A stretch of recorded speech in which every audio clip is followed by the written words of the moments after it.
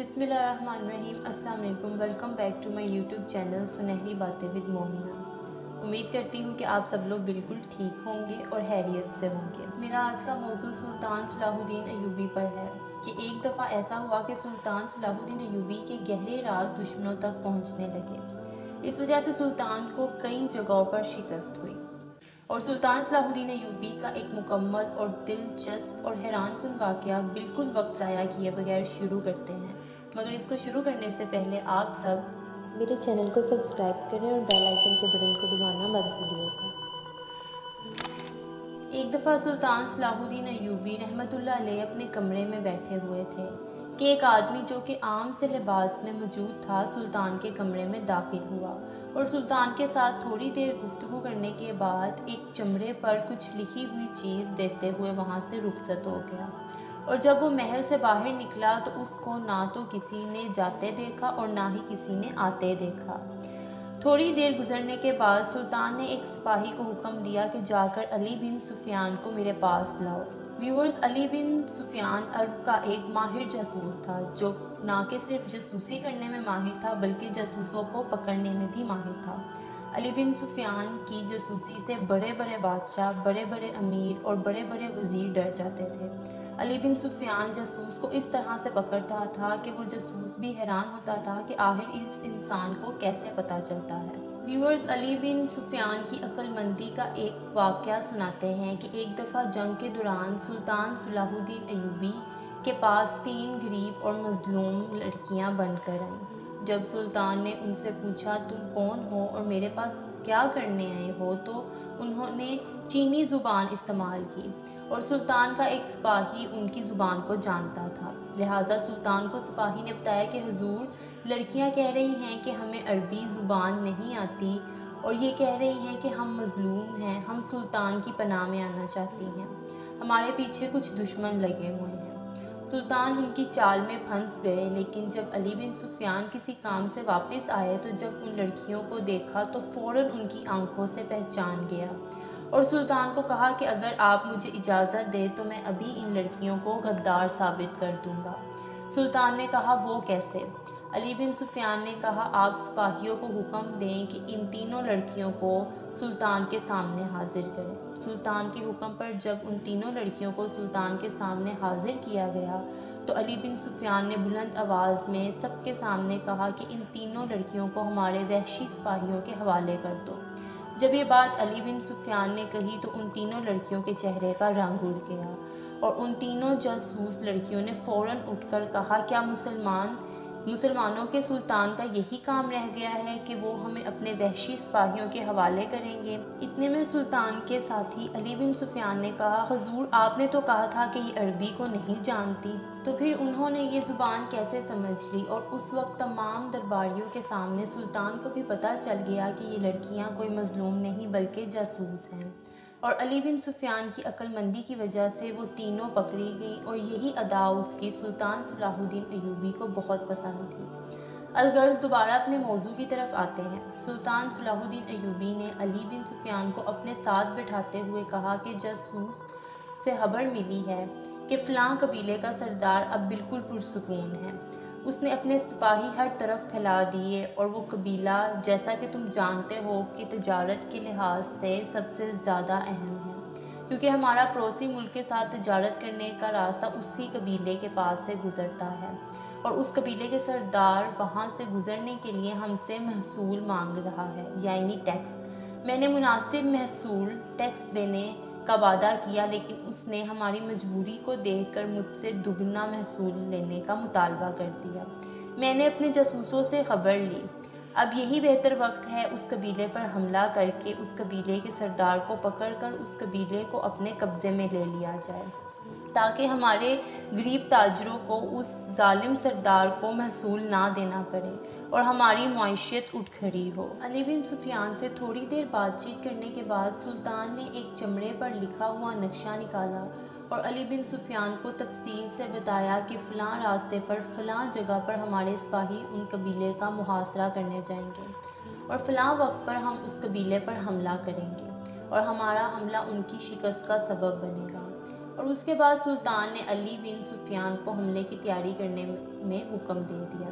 جب حملہ کرنے کا وقت قریب آیا تو سلطان محل سے اپنے سب سپاہیوں کے ساتھ روانہ ہونے گئے، تو اتنے میں ایک عام آدمی کے بھیس میں ایک ماہر جاسوس آ کر سلطان کو خبر دیتا ہے کہ حضور آپ اپنے سپاہیوں کو ابھی اور اسی وقت روک دیں، کیونکہ اس قبیلے کے سردار کو کہیں سے خبر ملی کہ سلطان اس قبیلے پر حملہ کرنے والا ہے، اور اس نے آپ کے مکمل منصوبے کے مطابق اپنی اس جگہ پر سپاہی تعینات کر دیے ہیں، اور اگر آپ نے ان پر حملہ کیا تو آپ کا حملہ بالکل ناکام ہو جائے گا اور آپ کے سارے سپاہی مارے جائیں گے۔ سلطان صلاح الدین ایوبی بڑے حیران و پریشان ہوئے کہ آخر اس سردار تک یہ خبر کیسے پہنچی کہ میں اس قبیلے پر حملہ کرنے والا ہوں۔ اتنے میں اس ماہر جاسوس نے کہا کہ حضور مجھے شک نہیں بلکہ پورا یقین ہے کہ اس قبیلے کے سردار کے جاسوس آپ کے درمیان موجود ہیں۔ یہ خبر سن کر سلطان اسی وقت گھوڑے سے چھلانگ لگا کر اترے اور کہا تم کیا کہہ رہے ہو؟ تم جانتے ہو کہ آج تک کوئی بھی جاسوس سلطان کے سامنے ٹک نہیں پایا، تو اب ایسی اہم معلومات ایک جاسوس کیسے دے سکتا ہے؟ اتنے میں اس جاسوس نے کہا ہماری معلومات کے مطابق اس سردار کے 2 جاسوس اس وقت محل میں موجود ہیں، ان میں سے ایک جاسوس بالکل آپ کے قریب ہے اور دوسرا جاسوس ایک عام سی ملازمت پر مامور ہے جو کہ آپ کے قریبی جاسوس سے خبر لیتا ہے اور اس خبر کو اس سردار تک پہنچا رہے ہیں۔ تھوڑی دیر سوچنے کے بعد سلطان نے اس جاسوس کو کہا کہ میرے قریب تو کوئی ایسا مشکوک بندہ نہیں جو مجھ سے غداری کر سکے۔ تو سلطان کے جاسوس نے کہا حضور جاسوس ہوا کی طرح ہوتے ہیں، موجود ہوتے ہوئے بھی نظر نہیں آتے، لہٰذا آپ کو ہر طرف دیکھنا چاہیے، جاسوس آپ کو نظر آ جائیں گے۔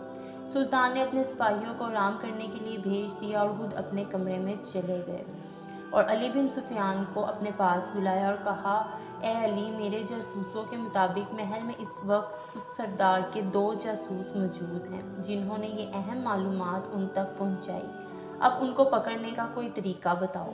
اتنے میں علی بن سفیان نے کہا کہ حضور میری سمجھ میں تو بالکل نہیں آ رہا کہ آخر محل میں 2 جاسوس کون ہیں۔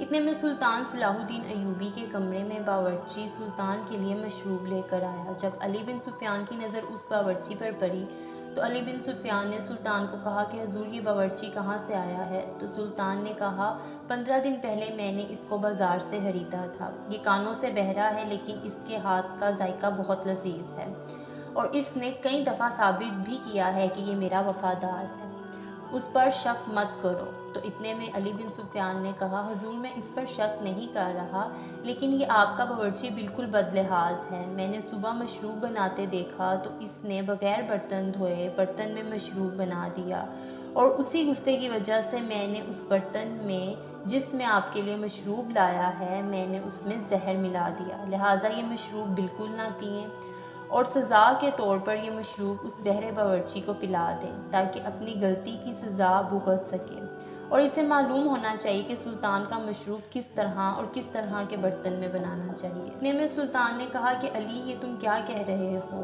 اس کے ساتھ یہ ظلم نہیں کرنا چاہیے۔ اتنے میں علی بن سفیان نے کہا حضور اگر آپ مجھے اپنا وفادار سمجھتے ہیں تو میری بات مان لیں۔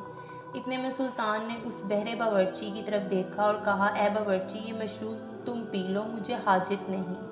سلطان نے اس کے ہاتھ میں دوبارہ مشروب کا پیالہ دیتے ہوئے کہا کہ پی جاؤ، لیکن حیرانی کی بات تب ہوئی کہ جب اس مشروب کو پیتے وقت اس کے ہاتھ کانپ رہے تھے۔ جب سلطان نے اصرار کیا تو مشروب کا پیالہ اس کے ہاتھ سے نکل پڑا اور گر گیا، اور سلطان بہت حیران ہوئے کہ یہ مشروب کیوں نہیں پی رہا اور مشروب اس کے ہاتھوں سے کیوں گر گیا۔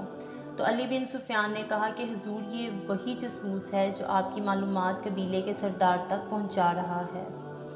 سلطان نے کہا کہ تمہیں کیسے معلوم ہے؟ یہ تو بہرا ہے۔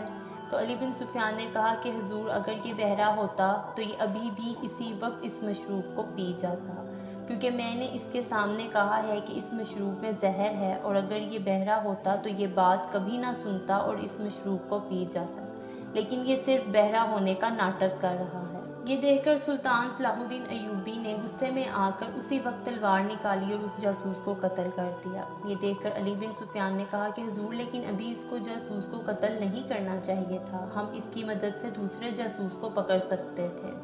یہ دیکھ کر سلطان بھی پریشان ہو گئے اور کہا کہ اب ہم دوسرے جاسوس کو کس طرح پکڑیں گے جو سانپ کی طرح ہمیں ڈس رہا ہے۔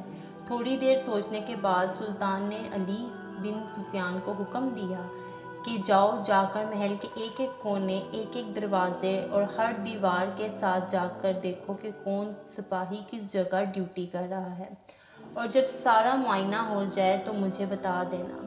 چند لمحوں کے بعد علی بن سفیان واپس آیا اور کہا، حضور، میں نے محل کے تمام سپاہیوں کو اچھی طرح دیکھ لیا ہے کہ کون کس جگہ ڈیوٹی کر رہا ہے۔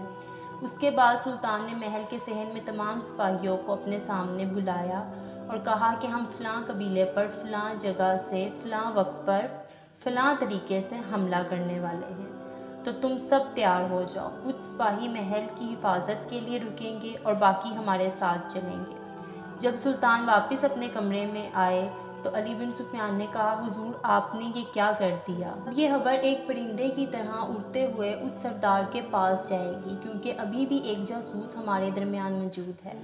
سلطان نے کہا، میں بھی تو یہی چاہتا ہوں۔ اب سلطان نے علی بن سفیان کو کہا، میرے کہنے کا مقصد یہ ہے کہ جس طرح میں نے تمام سپاہیوں کو کہا، اسی طرح ہم ویسا نہیں کریں۔ میں صرف یہ پتہ کرنے کے لیے کہہ رہا تھا کہ اس خبر کے بعد کون سا سپاہی اس محل سے غائب ہوتا ہے۔